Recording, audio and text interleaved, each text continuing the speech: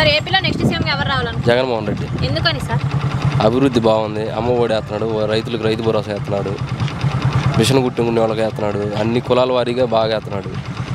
అంటే ఈ పథకాలు ఎందుకు పనికిరావని చెప్పి బాబు గారు అంటున్నారు. వాడు బొందా, వాడు ఎట్నే అంటాడు. నెక్స్ట్ సీఎంగా జగన్ గారు గెలిస్తే మన రాష్ట్ర ప్రజలంతా బీహార్ కానీ పాకిస్తాన్ కానీ పారిపోవాలని చెప్పి పవన్ కళ్యాణ్ గారు అంటున్నారు. వాళ్ళు వెళ్తారేమో ఆంధ్రప్రదేశ్లో, ఎక్కడికి వెళ్ళరు. జగన్ సైకో రౌడీ మనల్ని పాలిస్తున్నందుకు మనం ఎంతో సిగ్గుపడాలి అని చెప్పి అంటున్నారు. వాళ్ళు అంతే అంటారమ్మా, వాళ్ళు జగన్మోహన్ రెడ్డి మీద ఉన్న కచ్చి వల్ల అలా అంటున్నారు.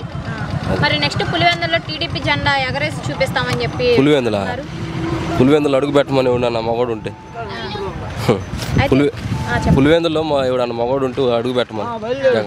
జగన్మోహన్ రెడ్డి కాదు కదా, అదే రాయలసీమ తాకమని ఎవడన్నా తాగుతాడేమో, పవన్ కళ్యాణ్ కానీ చంద్రబాబు నాయుడు కానీ వాడు పప్పుగాడు కానీ.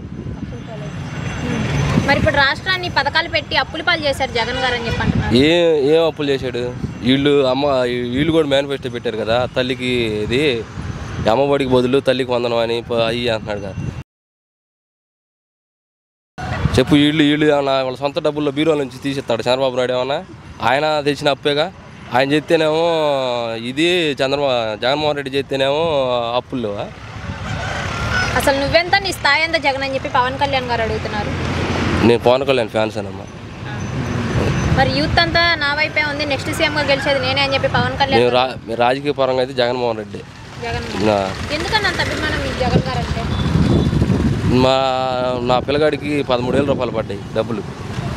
ఇది ఈ సంవత్సరం మళ్ళీ 4 ఏళ్ళు మించి అందరికీ వేస్తానే ఉన్నారు డబ్బులు. ఏం తక్కువ చేయాలి, ఊరికి ఏ కులానికైనా కానీ విడతల వారీగా ఏదో పూర్వకంగా చేస్తానే ఉన్నాడు. వాళ్ళు ఇప్పుడు మనం 100 రూపాయలు దావాలో పోయినాయి అనుకుంటేనే 10 సార్లు వెలుగుతామే. అసమంటిది ఆయనకి వేలు తెంకొచ్చి అప్పులు తెచ్చి అక్కడెక్కడ తెచ్చి పెడతంటే కూడా ఇంకా ఈ జనానికి ఇంకేం కావాలో మరి. 170 సీట్లలో ఎన్ని సీట్లు వస్తాయి? నాకు తెలిసి ఒక 115, 120 వస్తాయి అనుకుంటున్నాను. అంత మెజార్టీ రాకపోయినా 100 సీట్లతో అయినా నెక్స్ట్ వచ్చేది జగన్ గారు.